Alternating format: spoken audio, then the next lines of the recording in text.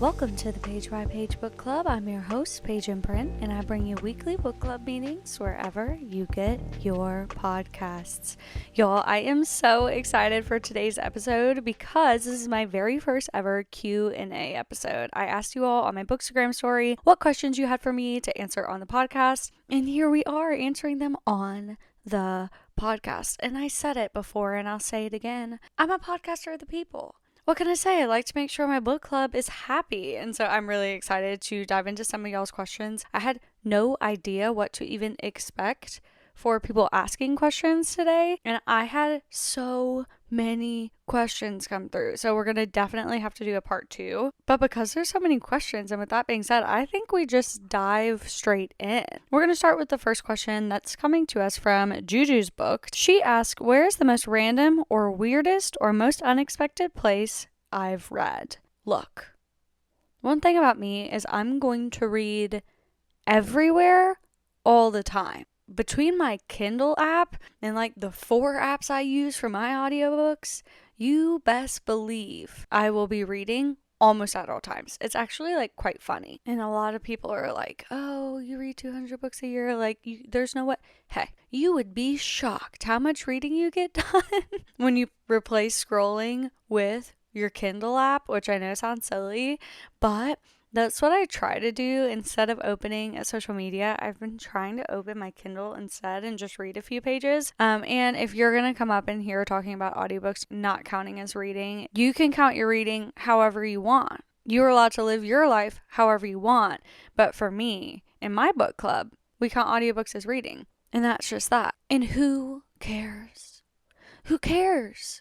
Why do you care so much? Why are we so upset? Why can't we just let people do things the way they want to do them? The only person in this life that you can control is you. Live your life the way you want, not as a reflection of what you think other people will want, and you're going to be much happier. So for me, audiobooks count as reading. Last year, in case anyone's curious about the audiobook thing for me, I read like maybe 60% ebook, 40% audiobook. To be honest with you, I think this year that's going to flip. I have added so many elements to my Page in Print business between this podcast and my author business management services. I have way less time in the day to eyeball read. That's not to say I don't. I'm still going to come out with probably 100 books on ebook. So, I mean, that's going to be a great year. And the rest will be made up by audiobooks. Here's a little story time, a little bit about me though.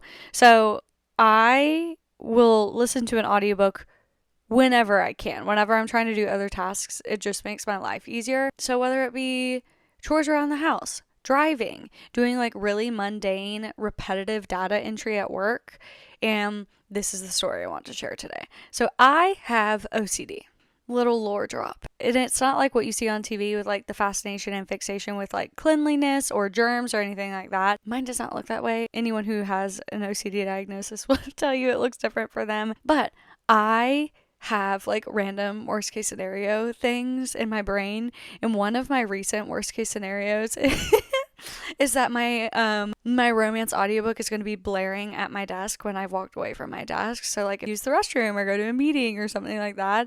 My biggest fear right now, and I'm literally like it eats me alive, is that I will leave my desk and my romance book will be playing out loud for the entire office to hear. When I say it out loud, it gives me a good laugh, but in the moment, it's so scary. So I'll like have to shut my laptop, make sure the volume's down, bring my phone with me, make sure my headphones are turned off. Like, it cracks me up because I'm like, what a wild ride it would be if my entire office heard my romance audiobook on full blast. So anywho, that's a little bit of a lore drop, but Julia, my answer to you is I don't have anywhere that's like jaw-dropping other than the fact that it's literally everywhere. I even like sometimes I'll ask my husband or my mom, it's like, would it be appropriate if I brought my Kindle? And they're like, no, it would not be appropriate. And I'm like, okay, I'll just bring my phone. I'll read on my phone. Okay, our next question comes from mar.bookstagram, and she asks, does Mr. Page in Print enjoy any books with you? And she had like a little blushing hand over mouth emoji. So if you're asking a spicy question, My mom listens to this and my grandmother listens to this. So, hi, Mom. Hi, Grandpage. Yes, I'm like a 7th generation Page. So, my grandmother's Grandpage. I'm assuming you're not asking that question and you're just asking about if he reads. So, for Christmas 2 years ago, Mr. Page and Print got me 6 coupons to read any book of my choosing throughout the year. Like, essentially one every other month. He read like 1.5 audiobooks, and it was not for him. Like, first one he read was Whispers of You. He liked it fine, but like, I think for him, he just like wasn't inspired to turn on the audiobook, you know? Like, it's just not, he loves music, and oftentimes the audiobook would replace his music time. And so he was like, like, I'd really like to listen to music. But he did read that one. He did enjoy it. He really liked Holt's character, which was fun. The second book I put him onto, and he got like halfway through and he was like, look, was Butcher and Blackbird by Bryn Weaver. And he was like, it's not even the book. I just don't think reading's for me. And I'm like, that's totally fine. Now, you may be thinking to yourself, well, has he tried eyeball reading? He has. And I think he would be okay with me talking about this. Let me call him. Let me call him and ask. Hold on. We're in the same house, mind you. Yes, baby. You're on the podcast right now. Hello. Is it okay if I talk about your eye condition on the podcast? Sure. Okay. That's all. I just didn't want to talk about it without asking you first. I'm about to answer your question, though, on the podcast. Sounds good. Okay. Sounds good. Love you.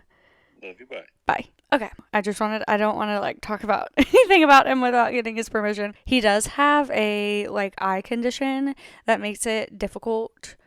Like, it really, really hurts. Like, physically hurts. He's in a lot of pain. And by the end of the day, which is usually when he would have time to read, it's just like, it's really hard on him. So anyway, audiobooks would be ideal. With that being said, he is the most supportive person on the planet. And I know I talk about it all the time online, but I truly, truly believe Page and Print would not exist as like a platform, as a content creator, if it weren't for Mr. Page and Print. His support in the moments where I don't believe in myself, he believes in me. We have talked, though, when I reach a certain milestone of growth on my social media, he is going to read another book, and I have already decided that that book is going to be Bourbon and Lies by Victoria Wilder.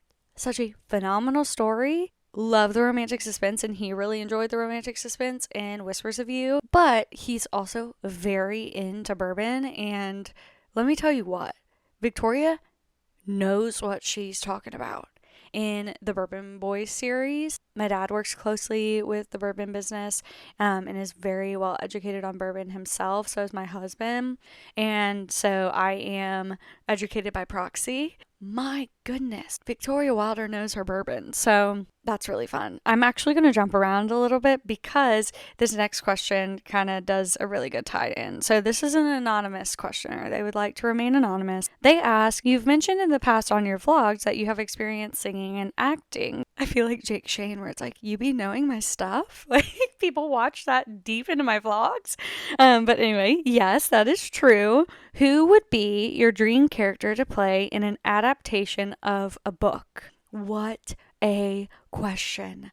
And my top of dome, very first answer would always be Lainey Young from Bourbon and Lies by Victoria Wilder. She is everything to me as a character, and I relate to her so very deeply. First of all, the Bourbon Boys series as any sort of on-screen adaptation would be unreal. Like, what a perfect world for TV and film. Yes, I absolutely love her. And guys, I received the single most incredible compliment of my entire lifetime this week on social media. I was talking about Bourbon and Lies, and a lovely commenter said, at first glance of the book cover, I thought she was you. Oh my god. I will never ever be over that compliment. If you have not seen the cover of Bourbon and Lies by Victoria Wilder and see Lainey, sorry, I can't even get my words out. See Lainey and how drop dead gorgeous she is. And then for somebody to say that I even look, when you're squinting and I'm moving the book too fast, at first glance, I even remotely look like her. Oh, I'm I'm deceased. The old page can't come to the phone right now. Why? Oh my gosh. The best compliment of my entire life. I would die to play Lainey. I mean, that would just be the coolest thing ever. And then, of course, it's the usual suspects of Molly Luck from Cash by Jessica Peterson. Between her and Lainey, like, I just relate to their characters so deeply. And they all have like reddish hair, and my hair is reddish, which is fun. Fun fact, I am a religious subscriber to authors' Pinterest boards. I have aphantasia. I cannot visualize anything in my mind. I do not see a movie playing in my brain when I'm reading. I also do not have an internal monologue, so I do not hear the words in my head. I think that's why I've been on such an immersive reading kick lately, by the way. I cannot even believe that I have to explain this. I do still think the amount of times people ask that is absolutely absurd. Yes, I still think. It's just not like I'm hearing myself in my own head. I love authors' Pinterest pages because then I can get in my brain exactly who they had in mind, what they had in mind when it comes to the setting and the characters and the worlds that they've created. So, if you're an author and you do have a Pinterest board but you don't have it linked anywhere, I, just one single individual, am begging, please link it on your link tree or something. It would help me so much. It really, really helps. Say all of this to say, Jessica Peterson has really, really great Pinterest boards for her series. But Cash in particular, she has kind of like fan casted Riley Green as Cash, and Annie Murphy, who is, oh gosh, what is her name? Please hold. Alexis from Schitt's Creek. I didn't even finish the Google search. I pulled that out of the depths of my brain. Yes, Annie Murphy, who plays Alexis on Schitt's Creek, is from the Pinterest board who Jessica kind of has in mind for that character. It's like, okay, well, I'm not Annie Murphy, but I would just absolutely love to play that character. I love acting. I really, really do. It is so fun. I likely will not pursue a career in acting. I mean, never say never, but like, I really, really don't foresee that for myself. The only time, like, I'm not going to go out and audition for roles, but if there ever were a movie adaptation of a book that I am just absolutely obsessed with, I would absolutely throw my name into the hat because how freaking cool would that be? So anywho, my last one is, again, my frequent flyer, Eden Abbott from Whistleblower by Kay Cove. Again, what a cool movie TV adaptation that would be. And I love her gentleness. I love her character. Any of those three ladies, y'all know, are my faves. I love them.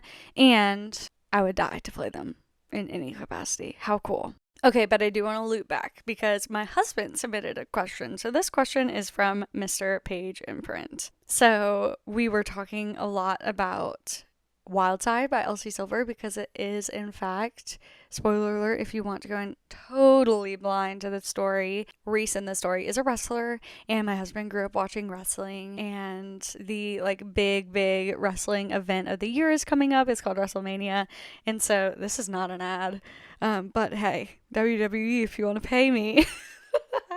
There are a lot of like redemption stories in wrestling, and he and I were talking. So Mr. Page in Print asks, what is my favorite MMC comeback or redemption story? What a great question, honey. Man. So off the top of the dome, it has to be Joey Lynch from Boys of Tommen, Saving and Redeeming 6. I could probably do an entire episode on this, so I'm trying to find a way to be brief, but what Joey Lynch came back from and recovered from is so unbelievable. And if you listen to my FMC episode, which is probably to date one of my favorite episodes of all time, Aoife Malloy loving him the way she did, I think gave him the foundation to come back the way that he did. I think too, he was asking me this because one of my favorite tropes in an MMC is the reformed playboy trope, and in many of those cases, there is like a little bit of something to come back from, some trust to be earned. And so I really, really do love a reformed playboy story. I will cite Camden Teller Banksy from Stand and Defend, Callan Keene on Love Rose Lane, Samantha Young, Jackson Riley, Fall With Me, Becca Mack. I mean, those three guys are really, really great examples of comeback players. Guys who kind of thought they would never find love for themselves and did. So I really, really love those examples. They're all athletes too, which is kind of fun. 2 hockey players and a professional soccer football player, if you will. So thank you for the question, love. Oh, do you want a funny story about my husband? I know we've talked about him a lot already, but so he listened to his very first podcast episode last week. Yes, I know. He's so supportive, but he really is not big into podcasts. But he listened to one and he messaged me and was like, "Hey, you're pretty good at this." Yeah, thanks. No, yeah, thanks. Appreciate that. Just cracked me up. Like, what did you think I was doing? Out here embarrassing you? Goodness gracious. Okay. Here we go. I'm going back. All right, we're switching gears entirely. Let me have some coffee first. A little peek behind the curtain. I tried to record this episode last night. This is my second attempt at this episode. And it was storming so severely. The thunder was picking up on my mic. And I was like, this is going to be an editing nightmare. So we're recording in the middle of the day, which I never do. But I'm drinking my iced latte right now. I need the energy. So hold on. Next question is from the Romantic Bosnian, and she asks my thoughts on the cheating trope. Miss Romantic Bosnian, the short of it is, no, I can't do it. I really, really, really struggle with this trope. In fact, this trope and a true love triangle where there is not a clear winner, I hate to say winner, but I can't come up with a better word, a clear ending MMC, I really struggle with both of these tropes, so much so that I avoid them almost entirely. They both hurt my heart so bad. They make me so sick and anxious, like truly. And I know it's just characters and I know it's just a book, but like I'm gonna get sappy. I try to read with such a level of empathy because in many ways reading for me is an opportunity to place myself in someone else's shoes and to learn about the people in my real life more by gaining a perspective from a book, right? And reading about how emotionally devastating cheating is, like in a love triangle, like when I read these, I am ill. It makes me so anxious, and my natural response to being anxious when I'm reading is to not continue, which I'm going to talk about this in a minute. I love spoilers. If I can get a spoiler and know what's coming next, especially with these kind of tropes, I have a way higher likelihood of making it through. But yeah, the cheating trope and love triangle is very, very, very difficult for me. I read to escape, and those tropes just they put me in my head so much. However, and I mentioned this last episode, and I want to mention it again, I will never penalize an author if I go into a book knowing good and well I do not like a trope, and I chose to read it anyways. So what I mean by that, it's like, let's say I know I'm about to read a book with a love triangle in it. I will either love the book, no problem, the author crushed it, I was prepped, everything was good, and I will proceed as normal. Or if I do not like the book, and the only reason I do not like the book is because of the trope I knew good and well I didn't like, I will not rate that book, because that's not fair. It was on the packaging. They made it very clear what the book was about, and I chose to read it anyways. And there are exceptions to every rule. Every trope can be written well. People keep telling me to read Magnolia Parks. I'm also under the impression that Magnolia Parks, like the whole series, is kind of a bit of the cheating trope. So I have put off reading that one. I'm sure it is done well, and based off of the people that I trust who love that series, I'm sure I would enjoy it. I'm just having a really, really hard time leading up to diving into that, knowing that it has something I don't love. So there are so many books out in the world. I try not to spend time reading ones I know I won't love, because there are so many that I know I will love, which is going to take us straight into a question from Life with J. Alexis asking my unpopular bookish opinions. And I do think what I just mentioned to some people is an unpopular bookish opinion. Yeah, I don't penalize authors for something that is a preference of mine. It's not their fault. It's not bad writing. And I do actually think that everything can be written well, but I do feel like that could in some ways be unpopular. So that is an unpopular bookish opinion of mine. Another one is I love spoilers. As I mentioned, even if the book's like not high angst, like yeah, tell me what's going to happen. No problem. I love knowing what's coming next. I love knowing what to anticipate. I also love going into books blind. Like, I love both experiences, but like, you won't catch me being upset about stumbling across a spoiler. I do understand why it's a big no-no, and I never participate in spoiling on purpose. But yeah, I am all about the spoilers. I'm too anxious. I like knowing what's coming. Another unpopular bookish opinion, I'm not a mood reader. And part of me thinks that it's just because like I don't necessarily have the luxury to be a mood reader at this time in my career. Just with the amount of advanced copies that I am reading or the amount of authors that I'm working with in my business, sometimes I have to read the books that are coming across my desk, Which, what a blessing, dude. What a blessing to have books coming into my inbox, what feels like almost daily. Like I am literally living the dream. This is my dream job. This is everything I could ever possibly want. And I have so much fun doing it. When I say I don't have the luxury of being a mood reader, like it's true just with the way that I run my reading, but also like I do not mind at all. If I know like what's next up on my schedule, I have a very, very detailed TBR. I know what's coming next, so I do my best to get into the mood for it. There are some like rare occasions specifically with like very, very high angst books or romantasy books. I have two in mind right now that I'm going to be reading advanced of here in the near future, and I will need to like prep for those, like just mentally, like get in the good spot for that so that I can approach those books in the way that they deserve to be approached. And look, I totally get mood readership, like absolutely. I absolutely understand it. I think I am just so type A, and I do think my OCD does play a factor into that. Sorry that this is kind of an OCD episode, but that's okay.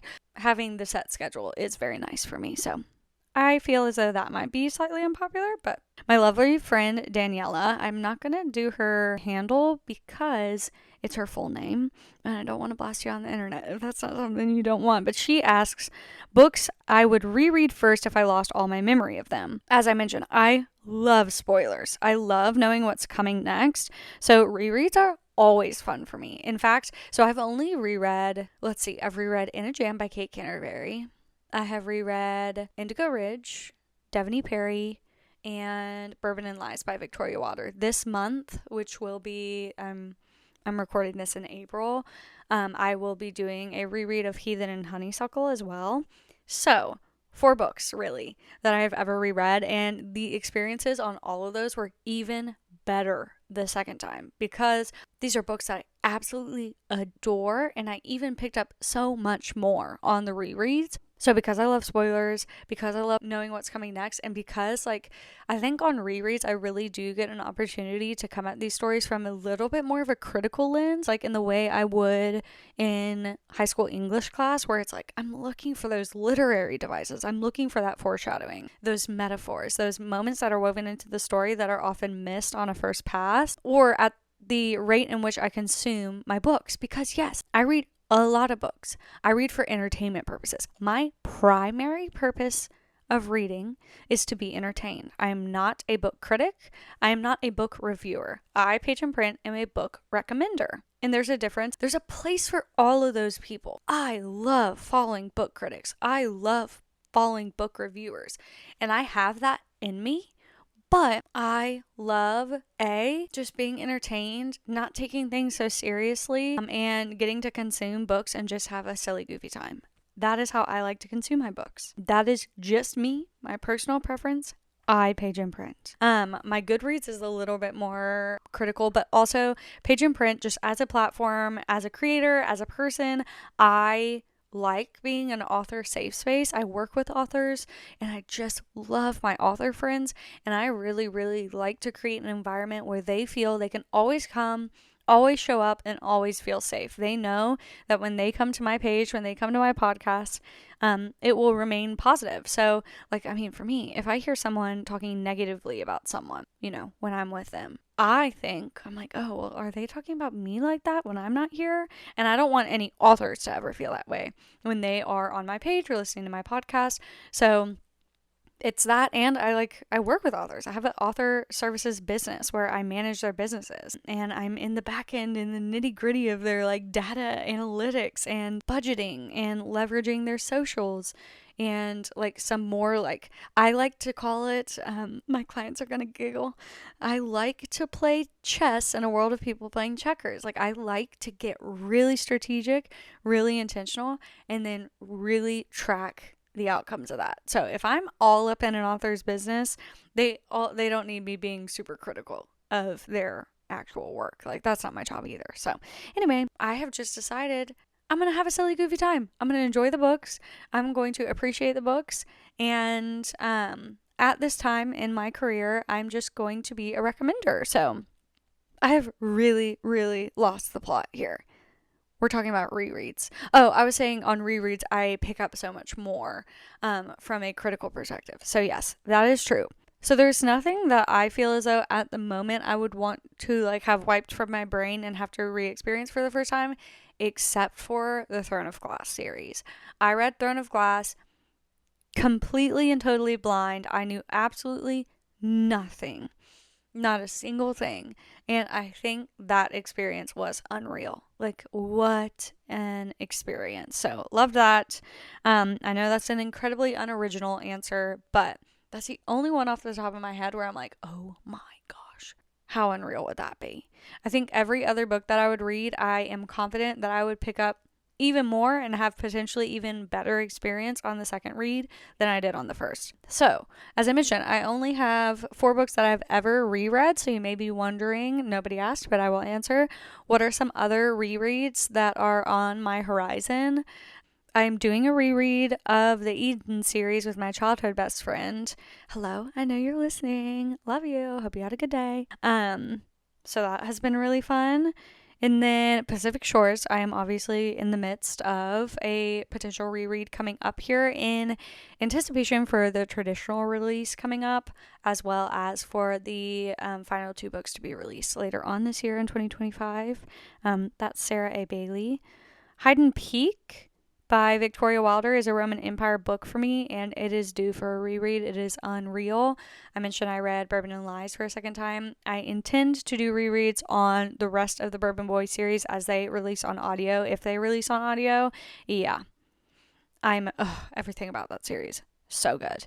And then I plan on doing a yearly reread of In a Jam. Second book I ever read as a romance reader as an adult. King of Wrath was the first book. In a Jam was the second book. The Right Move was the third book. Yeah, what a lineup.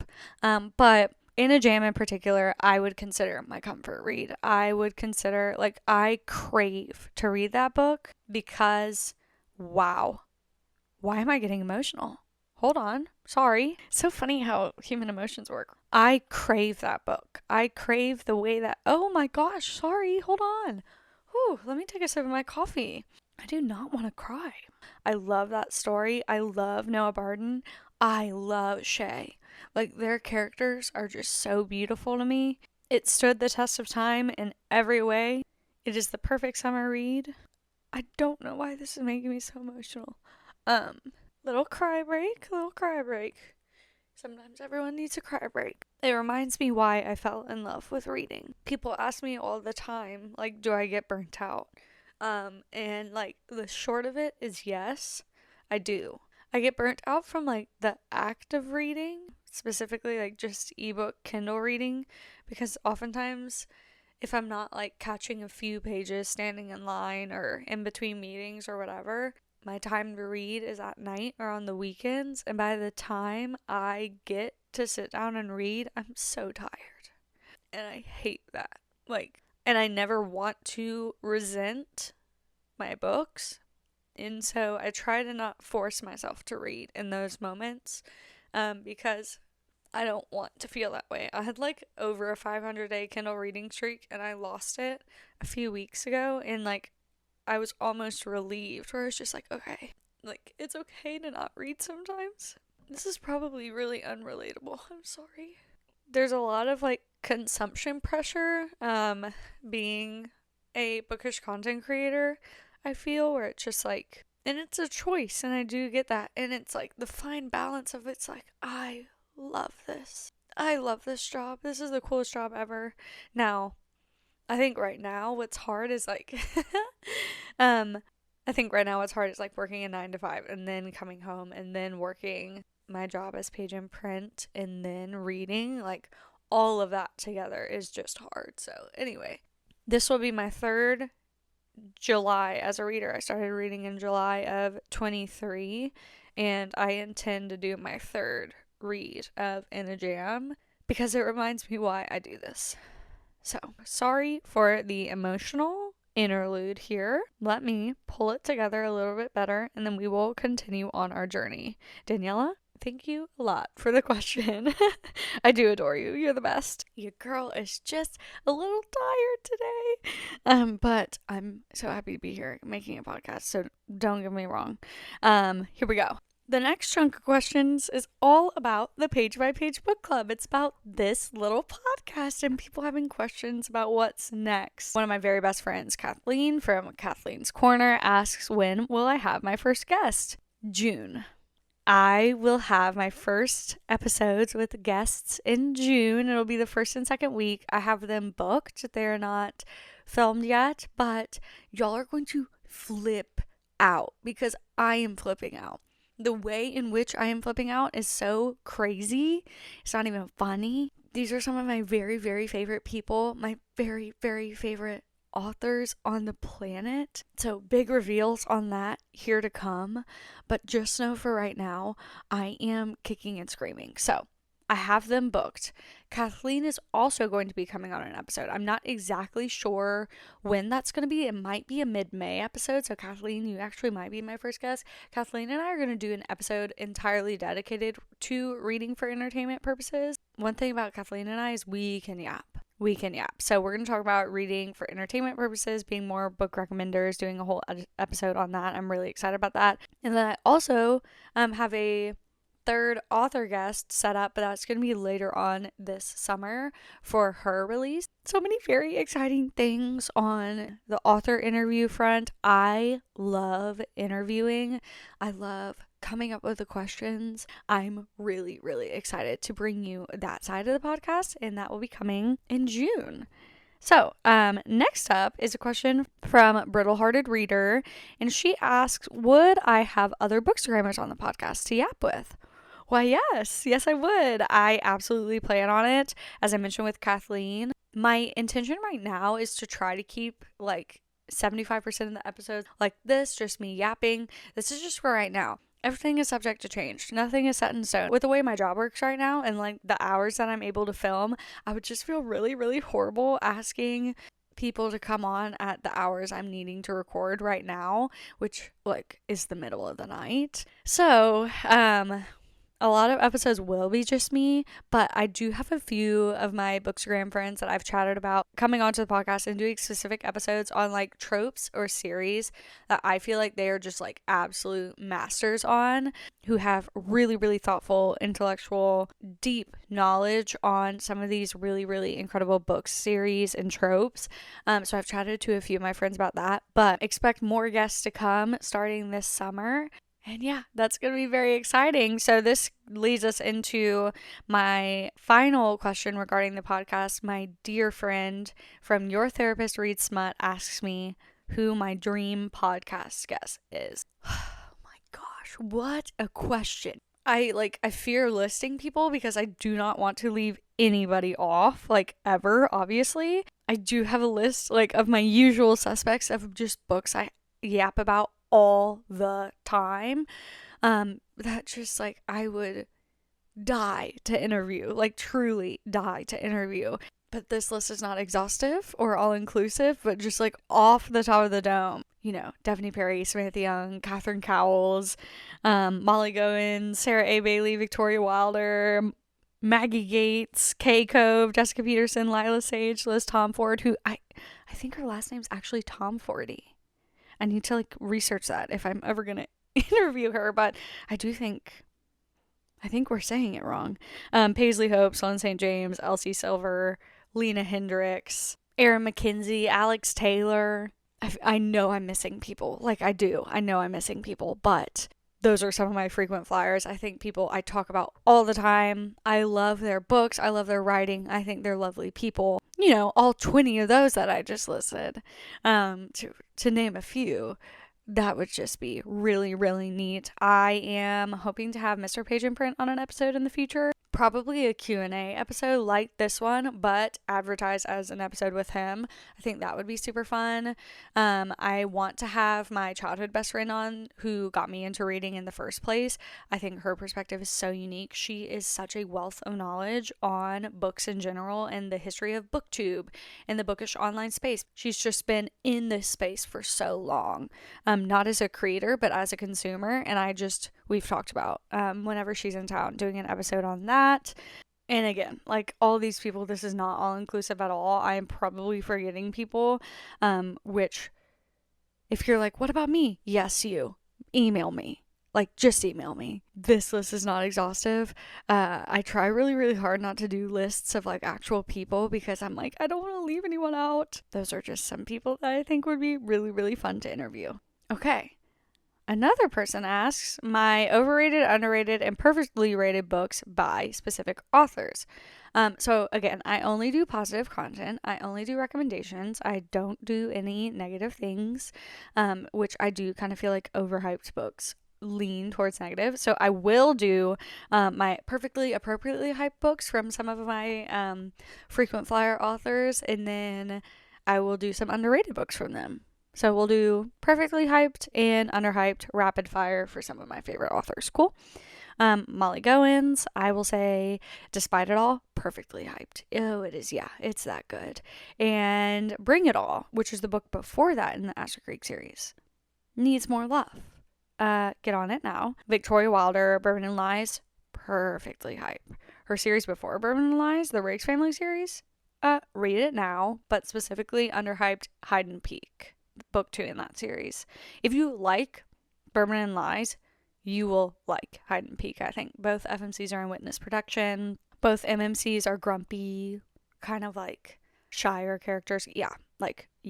Sarah A. Bailey, Heathen and Honeysuckle, obviously. Perfectly, beautifully hyped. Yes, 5 stars, no notes. Underhyped, The Fate Philosophy. Yeah, I'm talking about it again on another podcast episode. It is so good. I don't know what more I can say. Catherine Cowles. Perfectly hyped. Fragile Sanctuary, her Sparrowfall series that's currently releasing right now. Yes. Perfect. Underhyped. The Tattered and Torn series, specifically the last book, Fractured Sky, ripped my heart open. Unreal. And having read that after reading the whole series, because it's about the daughter of this family who ended up being kidnapped and she was returned and everything's, whatever. But you get throughout this whole series how her kidnapping affected the entire family. And then now you're reading her story. Unreal. Yes. Devaney Perry, the entire Eden series, appropriately hyped. If not, underhyped. It needs to be screamed about from the rooftops. I'm going to go to downtown Nashville right now and scream about The Edens by Devaney Perry. But it's not underhyped because it's brand new. But Merit, the 4th book in the Treasure State Wildcat series, that book changed me forever. And not enough people are yelling about it. It's that good. And then Samantha Young on Dublin Street, I think would likely be her most popular series. And it is so good. Contemporary romance set in Edinburgh. But underhyped. Any of her romantic suspense. Like, everyone needs to be screaming about Samantha Young. If I had to pick one, I think I would pick Northern Twilight, book 5 in the Highland series. Second chance romance perfection, in my opinion. So love that. Okay. Speaking of Samantha Young, from my lovely friend Kate from Kate's Book Nook is currently reading the Adair family series by Samantha Young and asked me if I could marry any of the Adair men, Mac included, because he's the only non-Adair MMC in that series. Who would it be? So back about a year ago, I did a virtual book club with some of my Bookstagram online friends, and we did a PowerPoint night, and the PowerPoint I brought was my book husbands. These are not book boyfriends, these are book husbands. And Mac was actually on that list. But over the past year, I have become a Lachlan Adair girl. He's a retired actor. He owns a castle. I mean, Yeah, it's gonna have to be Lachlan, I think so. Um, okay, we're getting to the end here, I promise. Somebody asked, and this was the question. This was it. Zodiac Academy question mark. I'm assuming the question is like what my opinion is of the series. My opinion is that I'm afraid. I'm afraid and I have not read it yet. I am so frightened by that series. Oh, I know it's going to hurt my feelings. I know it's going to suck me in. I know that it is just, I have not read it yet. Yes, I do plan on reading it. No, I don't know when. I am so afraid. That and Magnolia Parks. I'm like, I just don't know. I don't know. I know I need to, but I don't know. Last question. Emily asks, if I love The Nanny by Lana Ferguson, what should I read next? I have not read The Nanny by Lana Ferguson. And I know that is wild, but I have not yet. But I can recommend you some of my favorite nanny romances if that works for you. So a few of my favorite nanny books are, I have them written down. Love Unwritten by Lauren Asher, Billionaire, Single Dad, so grumpy. The conflict between the two of them is very early in the book, so I like the cadence of that one. There With You, which is the second book in the Adair family series. Age Gap, Widower, love it. Love it. Chase Our Forever Cat Singleton, he's also a widower. Small Town, the vibes are perfection. Lost and Lassoed by Lila Sage. Heartless by Elsie Silver. I mean, all really, really fun nanny romance books. And then an anticipated romance book for me, nanny romance book. It's going to be Coach Me by Molly Goins. I'm so ready to get the nanny trope from Molly. I just think it's going to be unreal. So very excited for that. That wraps up the questions for today. Y'all just got every version of me you possibly could. We cried, we laughed, we got real. Thank you for going on such a roller coaster with me on this episode. I think that'll wrap us up for the day. Let me know if you like the Q&A style, what your thoughts are. I really liked it. I love knowing what you all want to hear more about. So thank you to everyone who submitted questions. And if I didn't get to yours, we'll do it again. We certainly will do it again. All right. Well, thank you as always for spending your time with me, and I will see you in the next one.